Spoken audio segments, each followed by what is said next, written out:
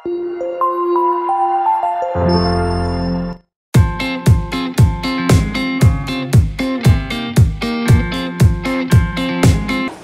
चलिए आज हम बात करने वाले हैं भारतीय संविधान में संशोधन की। मैंने बोला था कि संशोधन और महत्वपूर्ण अनुच्छेद में करवा देता हूं आपके एग्जाम के पहले, यानी 21 के पहले। तो आज कोशिश करेंगे कि संशोधन आपके पूरे हो जाए, ठीक है।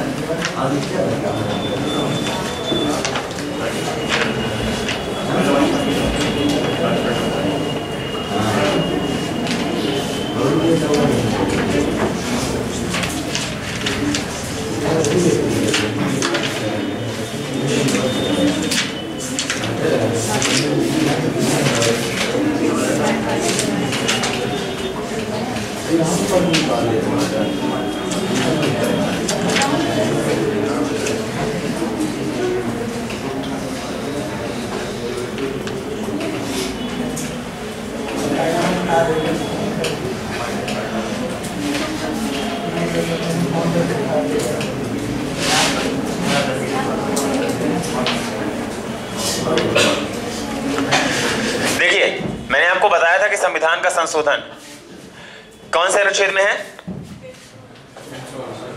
368 amendment of the Indian constitution.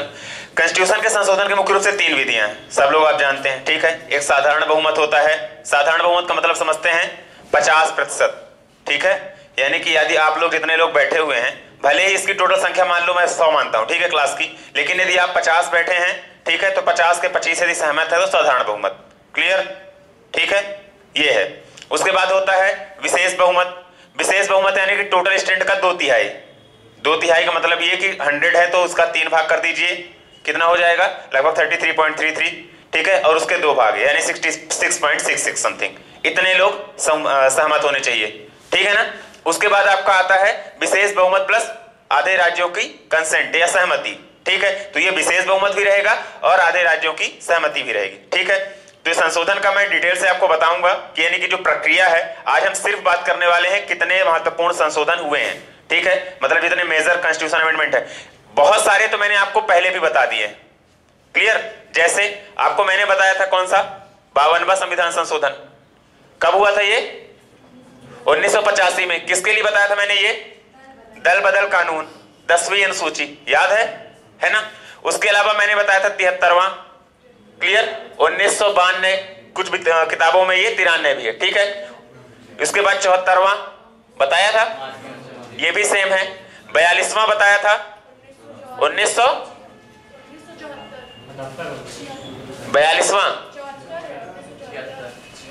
1976, ठीक है। 44वां 1978, याद आ रहा है कुछ कुछ, ठीक है ना। 1942 वाले को क्या बोले थे अपन? मिनी कॉन्स्टिट्यूशन, ठीक है ना। उसके अलावा आपको मैंने बताया था भाषाओं वाला, कि जो आपकी भाषाएं जोड़ी गई थी। भाषा कौन से अनुसूची में है? 8वीं अनुसूची में है ना, 8वीं में ये ना। तो सबसे पहले आपकी कौन सी जोड़ी गई थी? सिंधी। ये कौन सा था?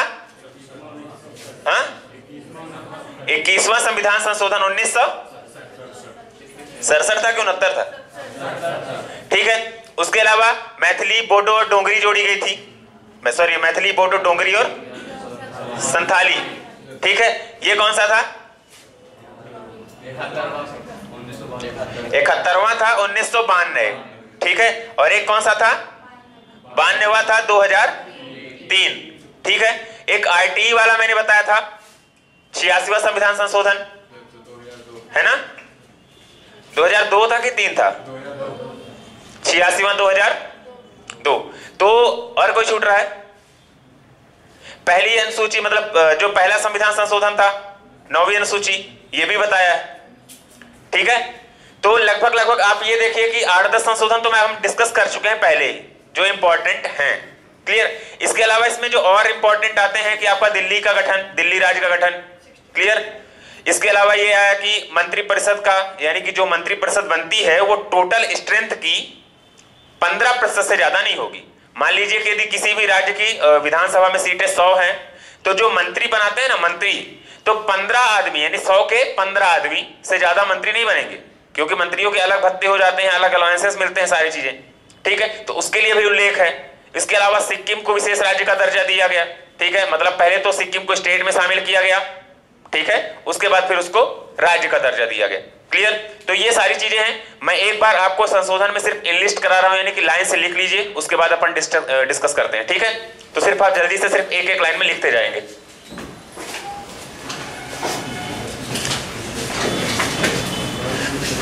और जितने मैंने अभी डिस्कस किए ना, हाँ इसमें एक और छूट गया जो मैंने बताया था कि वोटिंग एज, ठीक है ना? 61वां संविधान संशोधन 1989 था शायद, है ना? मतलब कि 21 से 18 की गई थी वोट देने की एज।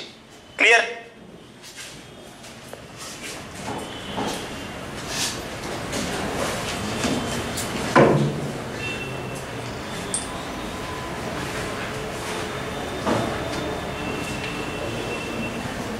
चलिए लिखेंगे पहला,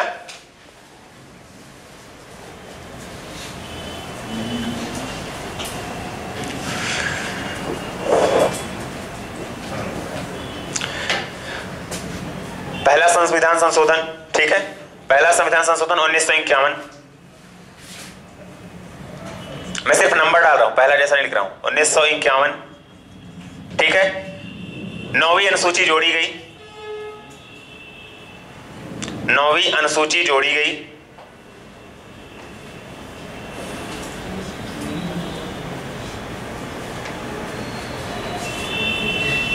अच्छा, एक चीज इसमें और जोड़ा गया था, थोड़ा सा समझेंगे। मैंने आपको ये बताया था कि जो अभिव्यक्ति की स्वतंत्रता है, ठीक है, फ्रीडम ऑफ एक्सप्रेशन, किस अनुच्छेद में है? 19A, ठीक है, 19 का। क्लियर? तो ये जो फ्रीडम ऑफ एक्सप्रेशन है, ये 3 चीजों में इसको रोका जा सकता है, 3 स्थितियों में। कौन सा? यदि आपकी अभिव्यक्ति से किसी विदेशी राज्य से या किसी देश से हमारे संबंध प्रभावित हो रहे हैं, ठीक है? यदि हम कोई भी चीज बोल रहे हैं और हमारे संबंध विदेशी राज्य से प्रभावित हो रहे हैं, तो वो आपकी अभिव्यक्ति की स्वतंत्रता पे रोक लगा सकता है, ठीक? दूसरी चीज ये कि यदि आपके बोलने से हिंसा हो सकती है, इंसाइटमेंट ऑफ ऑफेंस, ठीक है, किसी भी क्षेत्र में हिंसात्मक गतिविधियां हो सकती हैं आपके बोलने से, तो भी आपके फ्रीडम ऑफ एक्सप्रेशन में रोक लगाई जा सकती है। क्लियर? और इसमें एक तीसरा और है, पब्लिक ऑर्डर। पब्लिक ऑर्डर मतलब कि जो आपका लाइन ऑर्डर बोलते हैं ना, पब्लिक ऑर्डर की जन शांति जो बनी हुई है, यदि वो भंग हो रही है आपके बोलने से, क्लियर, तो भी आपके अभिव्यक्ति पे रोक लगाया जा सकता है। और अभिव्यक्ति हम कितने प्रकार से कर रहे हैं इस समय पे, वर्तमान में? बोल के, ठीक है ना, बाय स्पीच, रिटन, न्यूज़पेपर या पत्रिका छाप के, और तीसरा सोशल मीडिया पे, है ना? इसी माध्यम से हम अपने विचार बोलते हैं ना। यदि पब्लिक में हमारे विचार जाने हैं, आपने आपको बोलना है पब्लिक के लिए, तो 3 ही मुख्य माध्यम है। एक तो हम जाके पब्लिक स्टेज में बोल सकते हैं, पत्रिका, पत्र, ये ऐसे कुछ छाप सकते हैं, पैम्पलेट वगैरह, या फिर आप Facebook post, social media profiles जो भी आपके हैं उस पे आप पोस्ट करिए। क्लियर? तो ये 19A में ये 3 प्रकार के जो रोक लगाई गई थी ना, ये भी 9वीं अनुसूची में ही है, मतलब पहले संविधान संशोधन में ही इसको जोड़ा गया था। क्लियर? तो इसको दिमाग में रखिए, ठीक है? ये है ऊपर की चीज, सीधी बात है, व्यापम में नहीं आता है। क्लियर? लेकिन ये थोड़ा सा दिमाग में आपको रखना है जनरल नॉलेज के, ठीक है? पहला हो गया। लिखेंगे दूसरा संविधान संशोधन,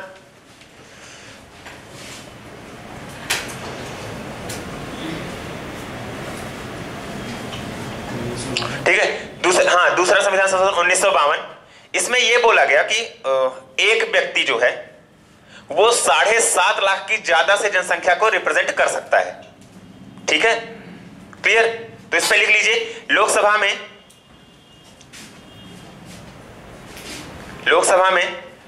सदस्य निर्वाचन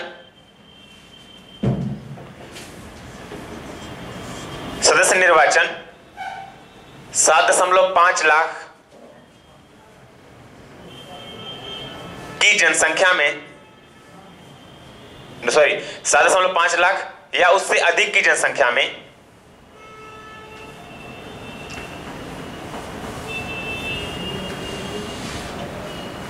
एक सदस्य का हो सकता है।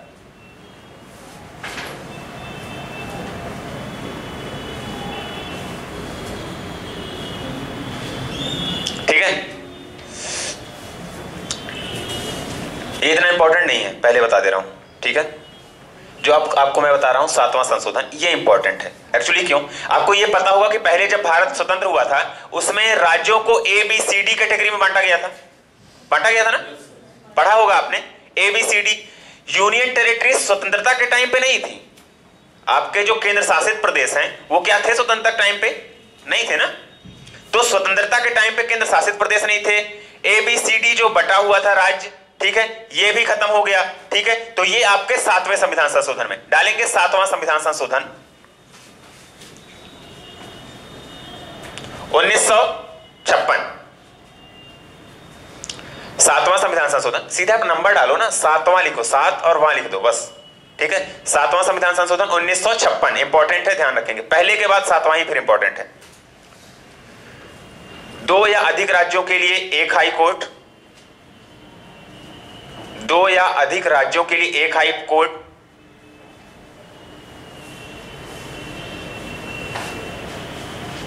वर्तमान में भी है ना, एक से अधिक राज्यों के लिए कॉमन हाई कोर्ट है ना। तो आप लिख रहे हैं 2 या अधिक राज्यों के लिए कॉमन हाई कोर्ट। ठीक है, क्लियर? और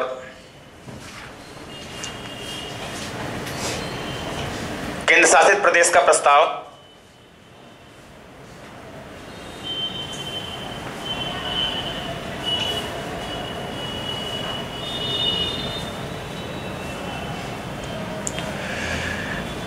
राज्यों की ABCD कैटेगरी, राज्यों की ABCD कैटेगरी निरस्त। ये तीनों चीजें आपको समझ में आई ना। इसमें यह प्रस्ताव किया गया कि 2 या अधिक राज्यों के लिए एक हाई कोर्ट हो सकता है। जैसे पंजाब और हरियाणा का हाई कोर्ट क्या है? अभी भी चंडीगढ़ में है ना, समझ पा रहे हैं? क्लियर? असम का जो हाई कोर्ट है वो ज्यादातर राज्यों को उधर रिप्रेजेंट करता है, यूटी के। ठीक है, अभी वर्तमान में बना है आपका शायद त्रिपुरा में बना है। ठीक है, देख लीजिए एक बार, आई एम नॉट श्योर। ठीक है, लेकिन अभी लेटेस्ट बना है, शायद 2-3 साल पहले ही बना है। सिक्किम में नहीं बना है। अगर आंध्र प्रदेश, अगरतला कहाँ की राजधानी है? त्रिपुरा की। आंध्र प्रदेश कहाँ है? इधर है। हाँ, जैसे अभी वर्तमान में आंध्र प्रदेश और तेलंगाना का है कॉमन हाई कोर्ट चल रहा है। वो अभी शायद अमरावती वाला अभी डेवलप हो रहा है कि अभी हुआ नहीं शुरू, अभी कॉमन चल रहा था। ठीक है, तो ये जो प्रोविजन आया था ना कॉमन हाई कोर्ट का, तो ये समझिए कहां से आया था? 7वें में। ABCD कैटेगरी में जो राज्य बटे हुए थे, ठीक है, वो हट गया अपना। क्लियर? ठीक है, इस चीज को दिमाग में रखना है। और केंद्र शासित प्रदेशों का प्रस्ताव शुरू हुआ, यानी कि अब केंद्र शासित प्रदेश बनाए जाने लगे। क्लियर? तो ये 7वां संविधान संशोधन। चलिए अगला लिखेंगे 10वां 1961। कई बार परीक्षाओं में आया है, ध्यान रखिएगा। ये 10वां संविधान संशोधन 1961, समय भी मैचिंग में आता है। संविधान संशोधन के साथ उनके अमेंडमेंट ईयर, संशोधन वर्ष जो है वो भी आते हैं, दिमाग में रखिएगा। 10वां में लिखेंगे दादरा, हाँ 1961 है। दादरा नगर, दादरा, कहीं कहीं इसको दादर भी पढ़ते हैं, ध्यान रखिएगा। दादरा नगर एवं हवेली को केंद्र शासित प्रदेश का दर्जा। हाँ, दादर अलग क्षेत्र है, नगर हवेली अलग है। ठीक है, नगर हवेली एक है। ठीक है, दादर एवं नगर हवेली को केंद्र शासित प्रदेश का दर्जा। दादर या दादरा एवं नगर हवेली को केंद्र शासित प्रदेश का दर्जा। ये अलग अलग जगह है, ध्यान रखिएगा। दादर अलग है, नगर हवेली अलग है। ठीक है, तो ये कौन सा था? 10वां 1961। ठीक है, दिमाग में रखेंगे। अगला लिखेंगे 12वां, ये भी इंपॉर्टेंट। 12वां 1962, 12वां संविधान संशोधन। हर लाइन में संशोधन मत लिखिए, सिर्फ 12वां लिख लीजिए 1962। कॉमन सेंस तो आपको इतना काम करता ही होगा, ठीक है। 12वां 1962, गोवा, दमन एवं दीव,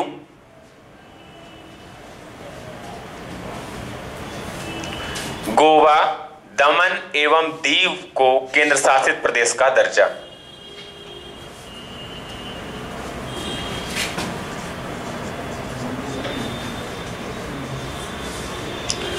गोवा, दमन एवं दीव को केंद्र शासित प्रदेश का दर्जा। Goa, Daman and Diu are incorporated as union territories, ठीक है। चलिए लिखेंगे अगला 13वां 1962। 12वां और 13वां 1962 है, ठीक है, और 14वां भी। क्लियर? तो आप 13 लिख रहे हैं, नागालैंड को विशेष राज्य का दर्जा। नागालैंड को विशेष राज्य का दर्जा, कोष्टक में लिख लेंगे अनुच्छेद 371A।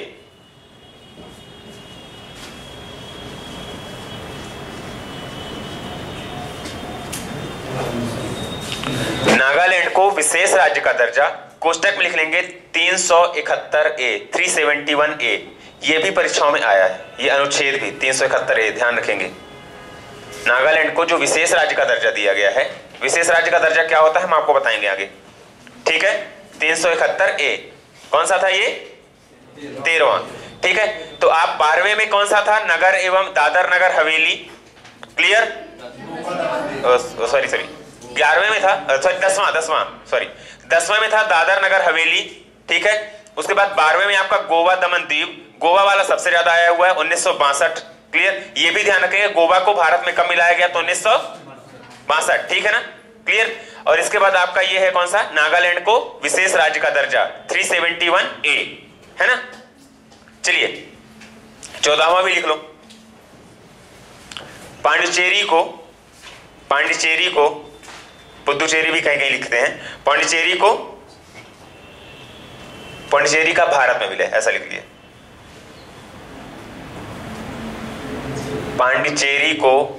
पांडिचेरी का भारत में विलय 1962, 14वां संविधान संशोधन है ये।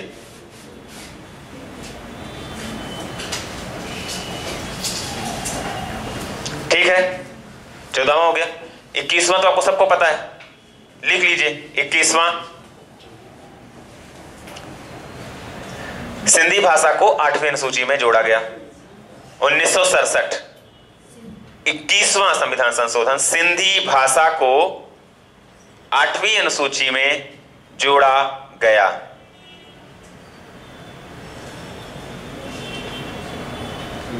कौन से नंबर की भाषा थी ये?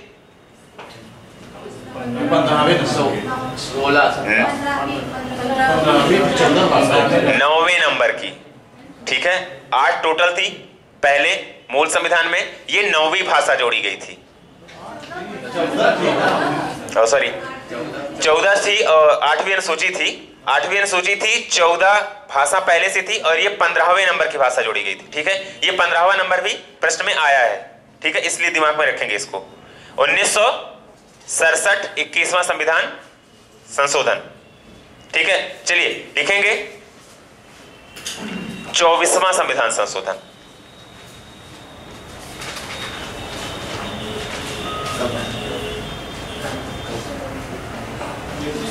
संविधान संशोधन के लिए 1971, 24वां संविधान संशोधन 1971।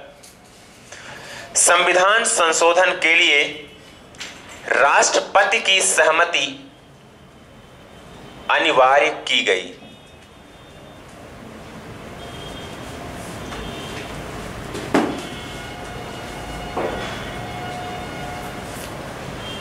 आपने जो लिखा ना संविधान संशोधन, जहां पे लिखा है ना उसके ऊपर थोड़ा सा अपर ऐसा बना के लिख लीजिए बिल। संविधान संशोधन बिल के लिए राष्ट्रपति की सहमति अनिवार्य की गई।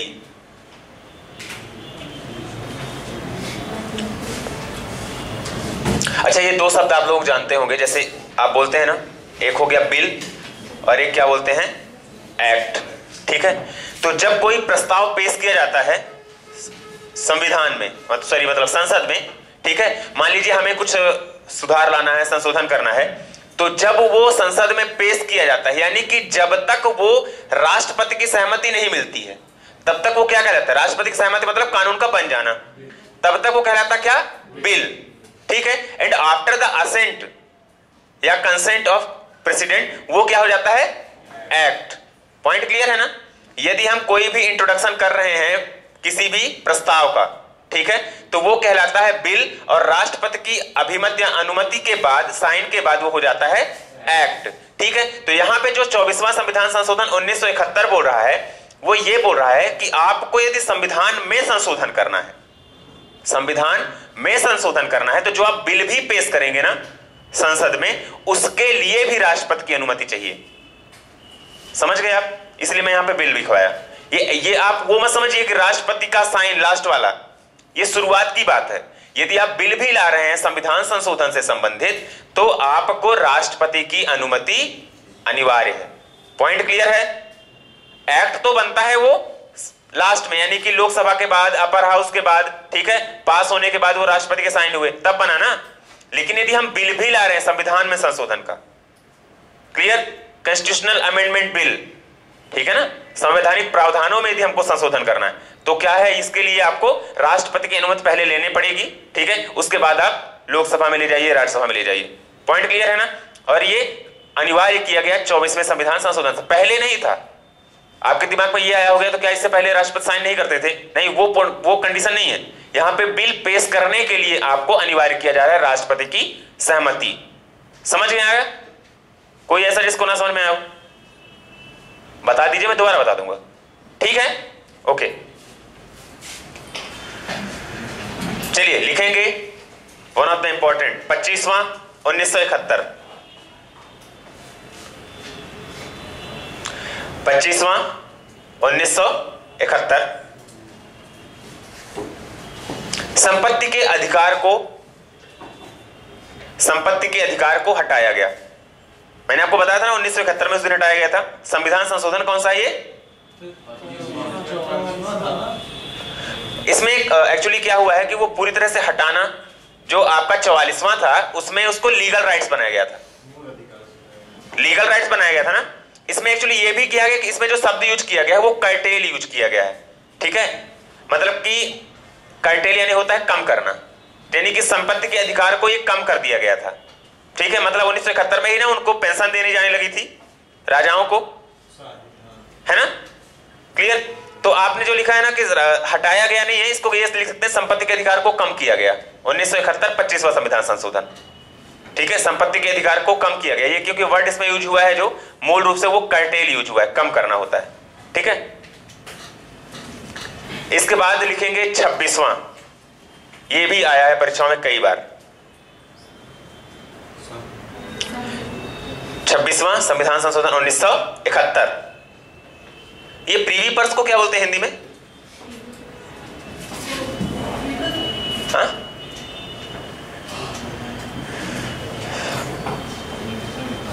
प्रीवी पर्स आप समझते तो है शब्द। जो 26वां संविधान संशोधन हुआ था, इसमें यह हुआ था कि Privi purse and privileges of former rulers was abolished, यानी कि जो राजाओं को पेंशन मिलती थी ना, प्रीवी पर्स बोलते थे उसको। ठीक है, प्राइवी, हालांकि कहीं कहीं इसका जो प्रोनाउंसिएशन है वो प्राइवी पर्स है, PRIVYPURSE, है ना। तो प्राइवी पर्स जो कहलाता था, तो राजा जो थी, जिनके राज्य मिला लिए गए थे भारत में, उनको सरकार, केंद्र सरकार कुछ पेंशन देती थी। तो 26वें संविधान संशोधन 1971 के बाद क्या किया गया कि इनको बोल दिया गया कि भैया आपको पेंशन अब नहीं दी जाएगी। ठीक है, तो ये होता है प्राइवी पर्स को हटा देना। इनके जो शाही प्रिविलेजेस मिलते थे, विशेषाधिकार मिलते थे, राजकीय विशेषाधिकार, ठीक है, ये भी इसमें हटा दिया गया। क्लियर? तो आपने लिखा क्या? 26वां संविधान संशोधन 1971। ठीक है, हिंदी में लिखेंगे यही, प्रीवी पर्स लिखेंगे और शाही विशेषाधिकार राजाओं के, ऐसा लिख लीजिए, राजाओं के प्रीवी पर्स और शाही विशेषाधिकार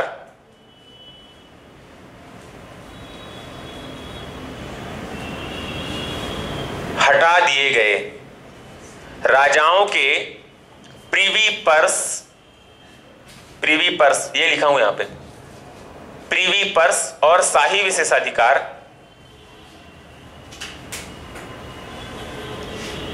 हटा दिए गए। ठीक है, एक बार रिवाइज कर लो जितना लिखे हो। कितने लिख चुके हो गए? 8-10। पहला आपका क्या था? 1951 में 9वीं अनुसूची जोड़ी गई। Point clear. 52वां को ठीक है तो आप विलोपित ही कर दो, नॉट इंपॉर्टेंट। 7वें में आओ। 7वें में क्या किया गया? एक हाई कोर्ट। इसमें 3 पॉइंट्स जो मैंने आपको बताए थे, मतलब कि 2 राज्यों के लिए एक high court, common high court, introduction of union territories, ठीक है, यानी कि केंद्र शासित प्रदेश आए, और क्या हुआ एक, ठीक है, जो ABCD कैटेगरी थी, राज्यों को डिवाइड किया गया था, ठीक है, उनको हटा दिया गया। क्लियर? ये हो गया आपका 7वां। उसके बाद आ जाइए आप 10वें में, दादर एवं नगर हवेली। 10वां हुआ कब था? 1961, ठीक है, और 7वां कब हुआ था? 1956, ठीक है। तो 10वें में आपका क्या हुआ कि दादर एवं नगर हवेली को केंद्र शासित प्रदेश का दर्जा दिया गया। क्लियर? उसके बाद आपका गोवा है, 1962, 12वां संविधान संशोधन, गोवा, दमन एवं दीव को केंद्र शासित प्रदेश का दर्जा दिया गया। क्लियर? उसके बाद आपका क्या है? 13 में क्या है? नागालैंड को विशेष राज्य का दर्जा, और अनुच्छेद किसमें उल्लेखित किया गया? 371A, ठीक है, ये ध्यान रखेंगे, 371A। क्लियर? उसके बाद आपका आया 14, पांडिचेरी को भारत में विलय किया गया। ठीक है, अब 14 के बाद आप डायरेक्ट आ जाइए, कौन सा? 21वां, 1967, सिंधी भाषा को 8वीं अनुसूची में जोड़ा गया 15वीं भाषा के रूप में। क्लियर? उसके बाद 21वां के बाद कौन सा है आपका? 24वां, 1971। इसमें क्या है? अब जो आपका संविधान संशोधन बिल है, यानी कि जो हम प्रस्ताव लेके जा रहे हैं संविधान में संशोधन करने का, उसके लिए राष्ट्रपति की अभिमति या अनुमति या कंसेंट जो समझिए, वो क्या कर दिया गया? कंपलसरी कर दिया गया, अनिवार्य कर दिया गया। क्लियर? 24वें संविधान संशोधन में। ठीक है, उसके बाद 25वां क्या था? संपत्ति के अधिकारों को कम कर दिया गया, ये भी 1971 ही है। और जो इसमें इंपॉर्टेंट है वो है आपका क्या? 26वां संविधान संशोधन, जिसमें प्रीवी पर्स और शाही विशेषाधिकार राजाओं के हटा दिए गए। ये कब हुआ? 1971, 1971। क्लियर है ना? चलिए लिखेंगे अगला 31वां संविधान संशोधन, 31st अमेंडमेंट एक्ट 1972।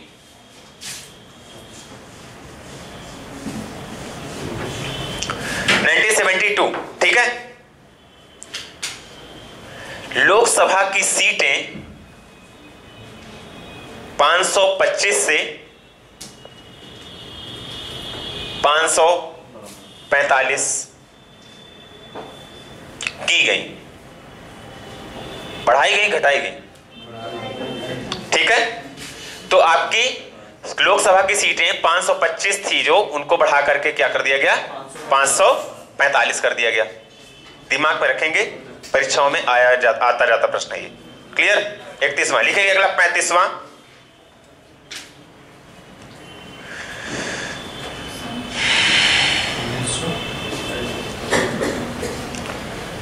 सिक्किम को भारत में मिलाया गया। 35वां 1974। अच्छा, ये दोनों जो मैं लिखा रहा हूं, ये और इसके बाद, ठीक है, इसको अंडरलाइन करके रखना।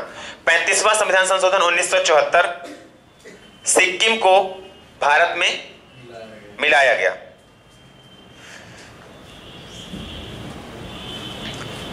कोष्टक में लिख लेंगे एसोसिएट। एसोसिएट यानी क्या होता है? एसोसिएट समझते हो ना? एसोसिएट लिख लो, एसोसिएट राज्य का दर्जा। कोष्टक में लिख लेंगे, सिक्किम को भारत में मिलाया गया। 35वां संविधान संशोधन बोला ना मैं, 1974। कोष्टक में लिख लेंगे एसोसिएट राज्य का दर्जा। इसको शायद संयुक्त बोलते हैं, क्या बोलते हैं? ना, विशेष नहीं, एसोसिएट राज्य का दर्जा, ठीक है। इसके बाद लिखेंगे 36वां संविधान संशोधन 1975। इसमें ये प्रश्न बनते हैं, देखिए, कि जो सिक्किम को मिलाया गया भारत में, ठीक है, एसोसिएट का मतलब ये होता है मिला जुला, ठीक है ना, मिला हुआ राज्य हो गया भारत में, मिलाने का मतलब ये होता है, ठीक है ना। तो अब देखिए, मिलाया कब गया? 1974 में, ठीक है, लेकिन सिक्किम को राज्य का दर्जा दिया गया है 36वें संविधान संशोधन 1975 में।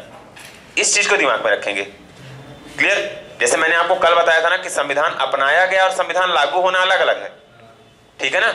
एडॉप्टेड हुआ 1949 में 26 नवंबर और लागू हुआ 26 जनवरी, ठीक है। तो आपको यहां पे क्या है, सिक्किम को राज्य का दर्जा जो मिला वो 1975 में मिला 36वें संविधान संशोधन से, और सिक्किम को मिलाया कब गया? 1974 में, ठीक है।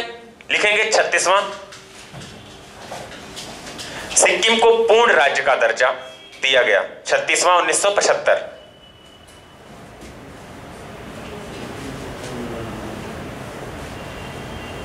छत्तीसवां संविधान संशोधन 1975। जल्दी तो नहीं हो रहा बहुत?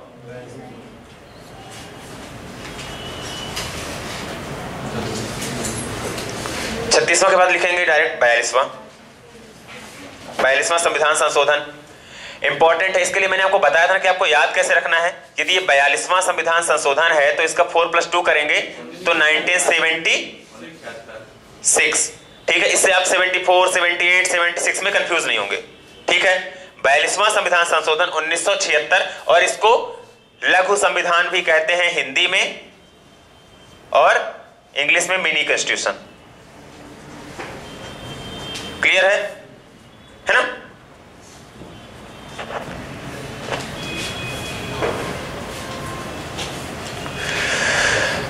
इसके प्रावधान थोड़े थोड़े आप लिख लीजिए क्योंकि आए हैं। चलिए,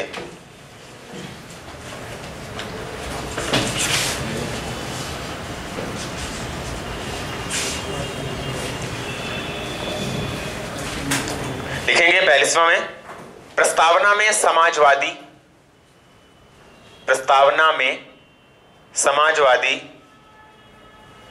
धर्मनिरपेक्ष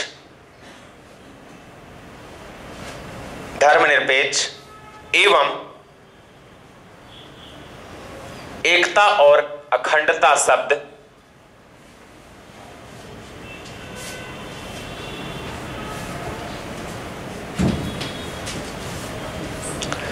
प्रस्तावना में समाजवादी, धर्मनिरपेक्ष एवं एकता और अखंडता शब्द जोड़े गए।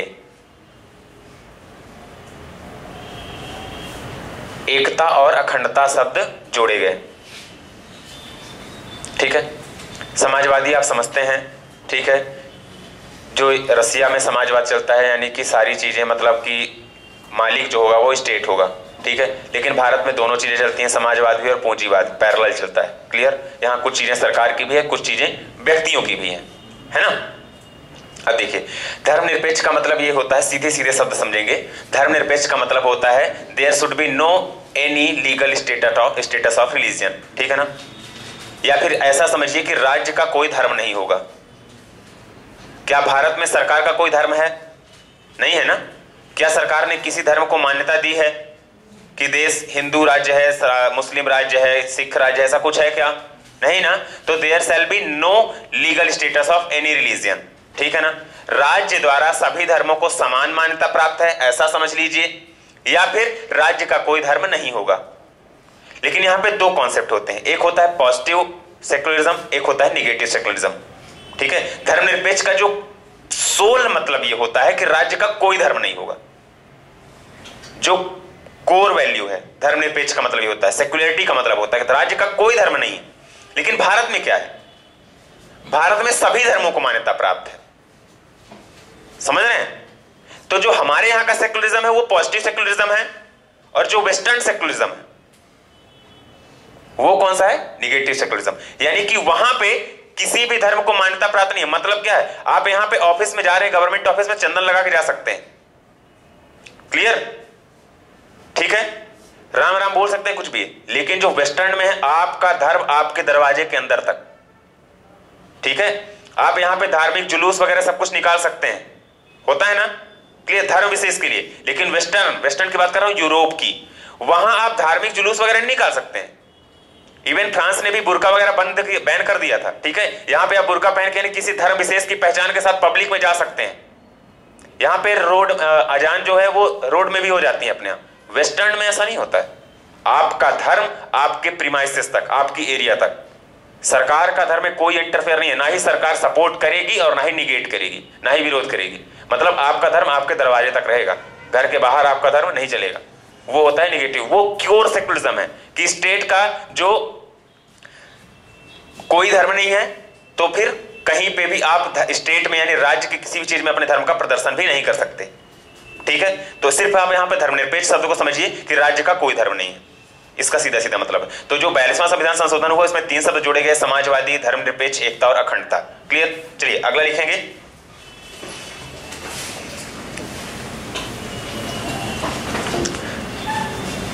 दसवां मौलिक कर्तव्य,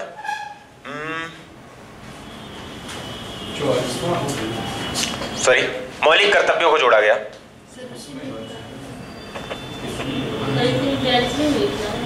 हाँ 42वें लिख रहे हैं ना, तो लिखिए 42वें में दूसरा पॉइंट, 10 मौलिक कर्तव्यों को अनुच्छेद 51 का में जोड़ा गया। 10 मौलिक कर्तव्यों को अनुच्छेद 51 का में जोड़ा गया, ठीक है। तो मौलिक कर्तव्य कब जोड़े गए आपके? 1976 में, ठीक है। 42वें संविधान संशोधन के तहत। दिमाग में अच्छे से रखेंगे इसको, क्लियर है ना। चलिए अगला लिखेंगे।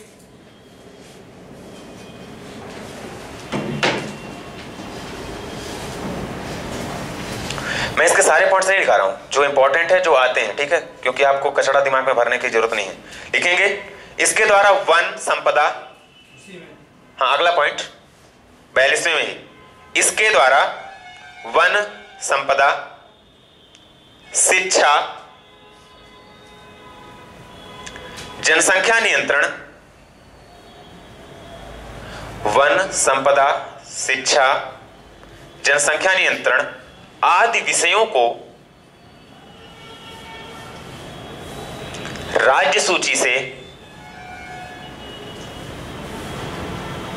वन संपदा, शिक्षा, जनसंख्या नियंत्रण आदि विषयों को राज्य सूची से समवर्ती सूची में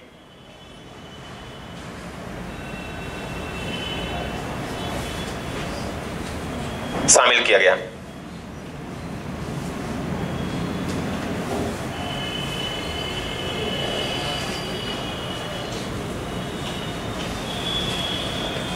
ठीक है, यह प्रश्न कई बार आया है कि शिक्षा को समवर्ती सूची में कब जोड़ा गया, किस संविधान संशोधन के तहत, ठीक है। वर्तमान में शिक्षा समवर्ती सूची में ही। समवर्ती सूची का मतलब कि राज्य भी आपका कानून बना सकता है शिक्षा से संबंधित और केंद्र भी बना सकता है, ठीक है। जनसंख्या नियंत्रण भी इसी में है और वन संपदा वगैरह भी, ठीक है, क्लियर। अब ये वर्तमान में समवर्ती सूची में है, क्लियर, जिनको कंकरेंट लिस्ट अपन बोलते हैं,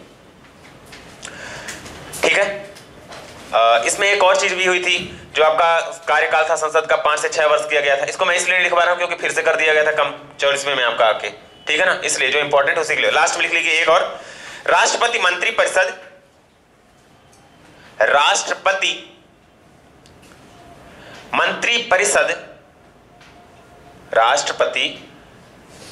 परिषद एवं इसके प्रमुख,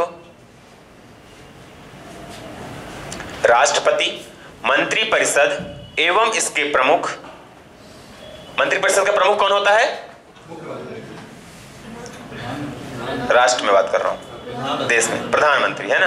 राष्ट्रपति मंत्री परिषद एवं इसके प्रमुख प्रधानमंत्री की सलाह से कार्य करेगा। राष्ट्रपति मंत्री परिषद एवं इसके प्रमुख प्रधानमंत्री की सलाह से कार्य करेगा।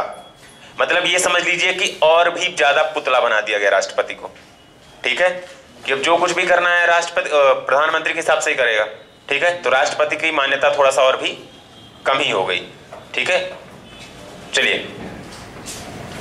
लिखेंगे अगला 44वां संविधान संशोधन।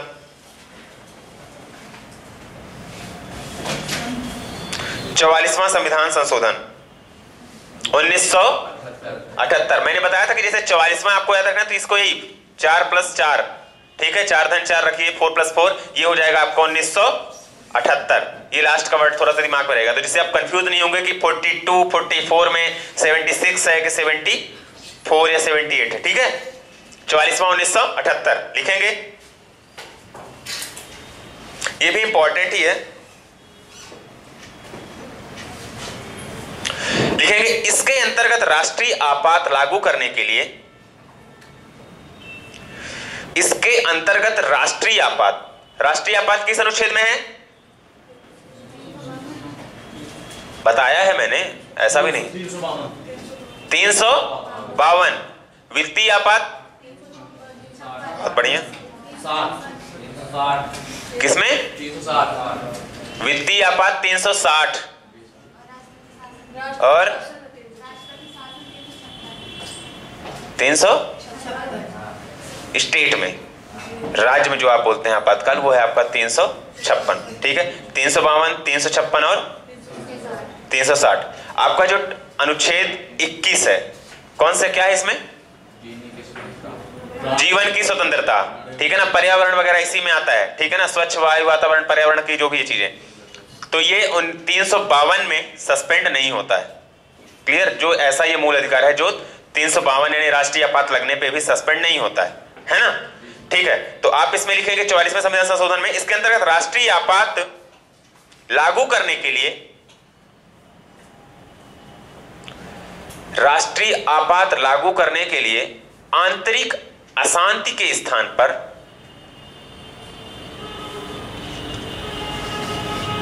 आंतरिक अशांति के स्थान पर सैन्य विद्रोह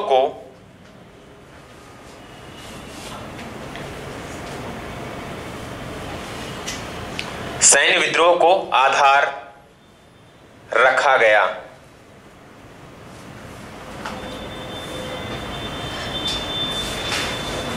ठीक है। दूसरा इस पे इंपॉर्टेंट है जो लिखेंगे आप, उच्चतम न्यायालय को, यस नेक्स्ट पॉइंट, उच्चतम न्यायालय को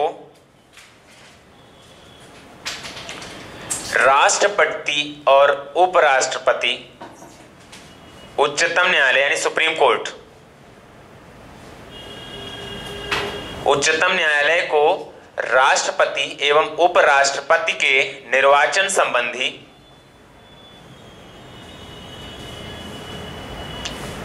विवादों को हल करने के अधिकार दिए गए। उच्चतम न्यायालय को राष्ट्रपति एवं उपराष्ट्रपति के निर्वाचन संबंधी विवादों को हल करने के अधिकार दिए गए। ठीक है। इसमें जो आपने पहला पॉइंट लिखा, जब इंदिरा गांधी ने इमरजेंसी यानी आपात, राष्ट्रीय आपात लागू किया था, तो उन्होंने क्या कारण बताया कि राष्ट्र में अशांति है, ठीक है, अस्थिरता है, ठीक है, जबकि ऐसी कोई स्थिरता थी नहीं, मतलब अस्थिरता थी नहीं, ठीक है। तो अब इसमें संशोधन किया गया और ये इसमें टर्म ला गया कि आंतरिक अशांति को आप आधार नहीं बनाएंगे। यदि कोई सैन्य विद्रोह कर रहा है, मान लीजिए कोई राज्य से सैन्य विद्रोह हो रहा है, तख्ता पलट जैसी चीजें हो रही हैं, है ना, कि मतलब कोई सैन्य संगठन है वो विद्रोह कर रहा है, वो स्वतंत्र राज्य की मांग कर रहा है, तब राष्ट्रीय आपात आप लगा सकते हैं, है ना, क्लियर। जैसे अभी कुछ साल पहले, 1-2 साल पहले तुर्की में हुआ था सैन्य तख्ता पलट, शायद आप लोगों को ध्यान हो या ना हो, ठीक है। तो उस समय पे राष्ट्रीय आपात लगाया जा सकता है कि मतलब सैन्य विद्रोह ही शुरू हो गया। सैनिक जो, मान लीजिए कोई सैनिक संगठन है, कोई सैनिक मतलब सैनिकों की कोई बटालियन है, ठीक है, उन्होंने ही विद्रोह कर दिया, क्लियर। तो आंतरिक अशांति को आधार हटा दिया गया और सैन्य विद्रोह को आधार बनाया गया राष्ट्रीय आपात लागू करने का, ठीक है। दूसरा इसमें आपका ये कि राष्ट्रपति और उपराष्ट्रपति के निर्वाचन जो होते हैं, चुनाव जो होता है, ठीक है, इसमें यदि कोई विवाद हो रहा है, कोई बोल रहा है कि फर्जी वोट पड़े, कुछ भी करे, तो इसकी सुनवाई सिर्फ कौन करेगा? उच्चतम न्यायालय, ना कि उच्च न्यायालय। उच्चतम और उच्च में समझते हैं ना, उच्चतम यानी उच्च से भी उच्च, हाई कोर्ट से भी ऊपर सुप्रीम कोर्ट, और उच्च मतलब हाई कोर्ट। हाई कोर्ट राज्यों में होते हैं, सुप्रीम कोर्ट आपका केंद्र में है, ठीक है, ओके। चलिए आपका 44वां हो गया। लिखेंगे अगला 52वां संविधान संशोधन। इसमें तो आपने उसका उल्लेख नहीं किया संपत्ति का। नहीं, इसमें नहीं किया, पहले ही बता चुके हैं, इसलिए नहीं बता रहा हूँ। नहीं तो सर इसमें सही माना करें, क्योंकि में भी नहीं है और सही माना कर जाए लिखा हम लोग यही जानते हैं 44वें संविधान में ऐसा हुआ है। देखिए क्या हुआ है, संपत्ति का अधिकार जो आपको लीगल राइट्स है वो 300 का में है ना, लीगल राइट्स, वो कब जोड़ा गया, कब जोड़ा गया? 300A, 300 का जो अनुच्छेद है संपत्ति के अधिकार को विधि का अधिकार, ठीक है ना, लीगल राइट्स बनाया गया, ठीक है। कब जोड़ा गया वो बताने के बाद भी आप लोग ध्यान नहीं, पता करके आना कल, ठीक है। चलो लिखो 52वां संविधान संशोधन लिखेंगे। आपको पता है ना, दल बदल कानून, 52वां संविधान संशोधन 1985, ठीक है। या फिर दल बदल कानून कोष्टक में लिखेंगे 10वीं अनुसूची जोड़ी गई, ठीक है। दल बदल कानून कोष्टक में लिख लीजिए 10वीं अनुसूची जोड़ी गई।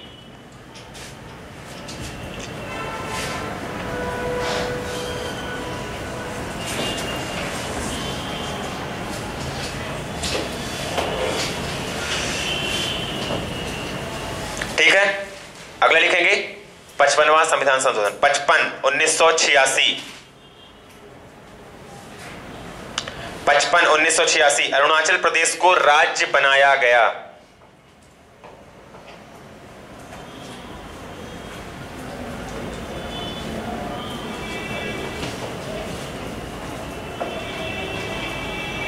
ठीक, वन ऑफ द इंपॉर्टेंट लिखेंगे। अगला 56वां संविधान संशोधन, अरुणाचल प्रदेश बोला हूं मैं, ध्यान रखना, 1986, 55 के लिए मैं बोल रहा हूं, 55वां 1986 अरुणाचल प्रदेश। अगला लिखेंगे 56वां संविधान संशोधन 1987,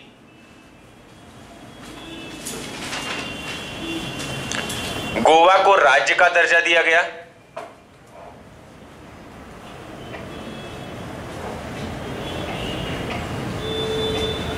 इसके पहले गोवा केंद्र शासित प्रदेश था। कब जोड़ा गया था? 10वें संविधान संशोधन 1900,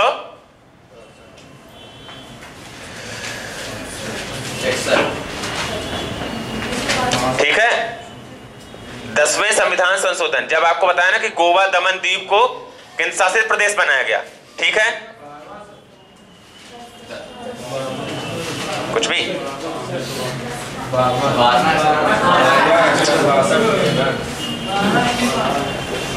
1962, हाँ सॉरी, दमन और दीव है 10वें में यार, ठीक है। तो अभी आप लिख रहे थे कौन सा? 56वां 1987, ठीक है। गोवा को राज्य का दर्जा दिया गया और इसके साथ जो दमन और दीव पहले क्या बने थे, केंद्र शासित प्रदेश ना, उनको केंद्र शासित प्रदेश ही रहने दिया गया, ठीक है। तो आपको जो राज्य वाले हैं ना, ये ध्यान में रखना है।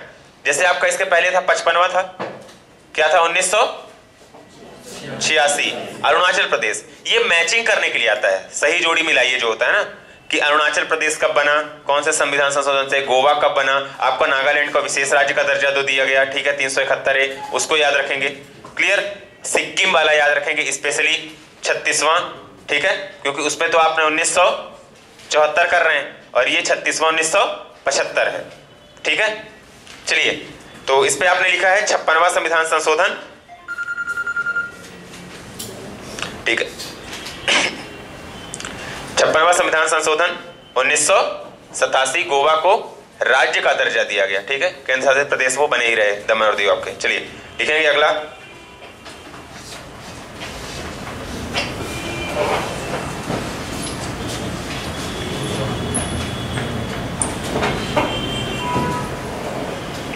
पैंसठवां संविधान संशोधन, 65, ओ सॉरी 61 इंपॉर्टेंट था इस पे, 65 को 61 कर लो, ठीक है। 61वां संविधान संशोधन 61, 1989, 61वां संविधान संशोधन 61वां 1989, मतदान की आयु सीमा 21 वर्ष से घटाकर मतदान की आयु सीमा 21 वर्ष से हटाकर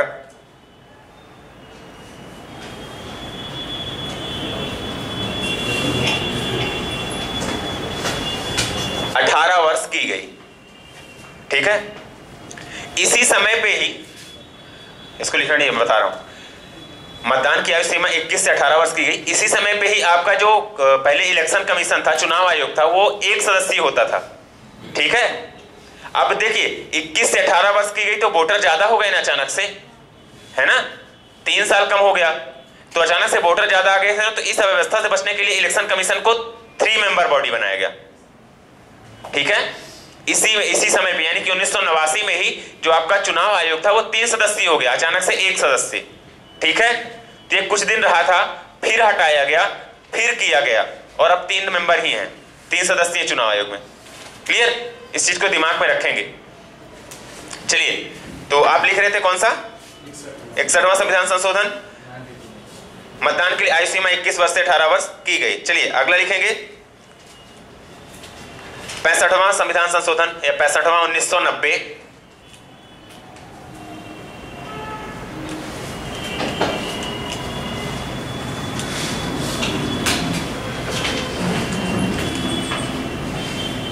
लिखेंगे अनुच्छेद 338 में संशोधन करके, अनुच्छेद 338 में संशोधन करके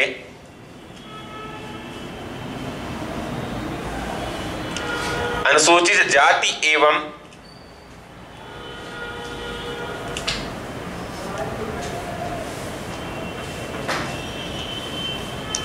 जनजाति के अनुसूचित जाति तथा जनजाति आयोग, अनुसूचित जाति तथा जनजाति आयोग के गठन की व्यवस्था की गई। इंपॉर्टेंट है, इसको दिमाग में अच्छे से रखिएगा। 65वां 1990। हाँ, नहीं, वो तो एक्ट ही अलग है, SC/ST 1989 में आया था वो, 1989 में। इसके द्वारा अनुच्छेद 338 में संशोधन करके अनुसूचित जाति एवं जनजाति के लिए अलग आयोग की व्यवस्था की। चलिए अगले लिखेंगे 69।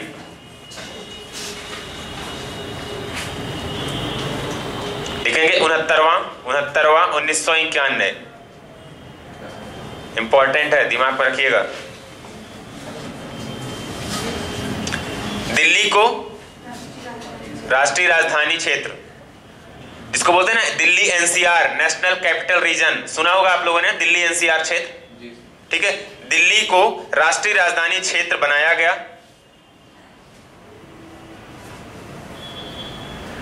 दिल्ली को राष्ट्रीय राजधानी क्षेत्र बनाया गया एवं विधानसभा तथा मंत्री परिषद का उपबंध किया गया।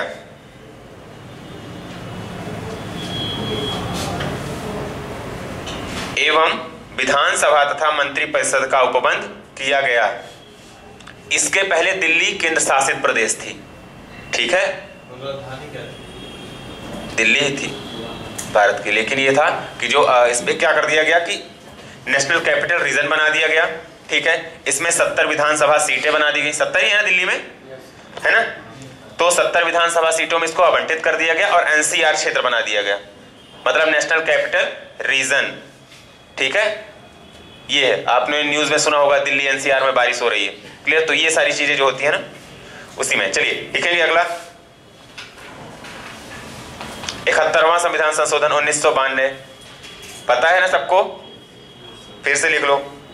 कोंकणी मणिपुर नेपाली को, कोंकणी मणिपुरी नेपाली भाषा को 71वां संविधान संशोधन 1992 कोंकणी मणिपुरी नेपाली भाषा को 8वीं अनुसूची में जोड़ा गया।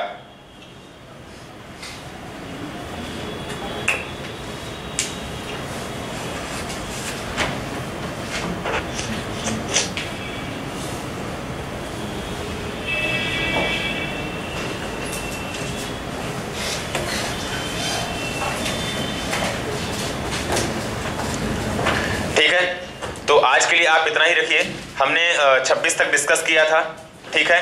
31वां संविधान संशोधन में क्या था, 525 से 545 आपकी लोकसभा सीटें बढ़ा दी गई, ठीक है। 34वां में मैंने आपको बताया कि सिक्किम को भारत में, ठीक है, सॉरी 35 संविधान संशोधन में 1974 में हुआ था, सिक्किम को मिलाया गया और राज्य का दर्जा मिला आपके 36वां संविधान संशोधन 1975 के द्वारा, ठीक है।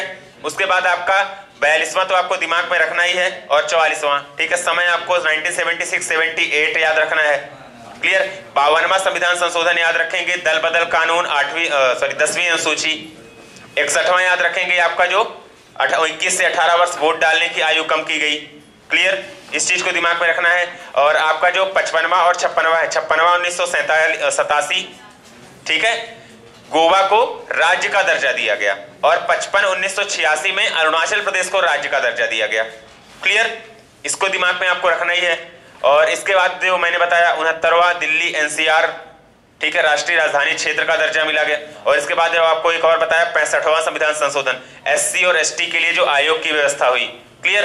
तो ये आपके संशोधन इतने जो मैंने बताए हैं इंपॉर्टेंट हैं। कल कुछ जो बचेंगे रिमेनिंग उनको करेंगे और इसके बाद इंपॉर्टेंट अनुच्छेद में बताऊंगा। अनुच्छेद में 2 दिन लगेंगे, ठीक है, काफी है। हालांकि आपको इतना ज्यादा 2 दिन भी नहीं लगना है, लेकिन फिर भी क्योंकि देखिए आपका मूल अधिकार क्लियर है, जो इंपॉर्टेंट है ना, रिवीजन बस अपने को करना है उस पे। डीपीएसपी मैंने आपको बता रखा है, नीति निर्देशक तत्व वो भी है, ठीक है ना। अब इस पे इंपॉर्टेंट जो भाई राष्ट्रपति, उपराष्ट्रपति और संसद से संबंधित है, तो होप सो कि 1 से 2 दिन में क्लियर हो जाएंगे। तो संशोधन आपको कुछ क्लियर हुआ जो इंपॉर्टेंट है, ठीक है। चलिए अगले दिन फिर जो भी बचेगा उसको करेंगे, ठीक है। Thank you.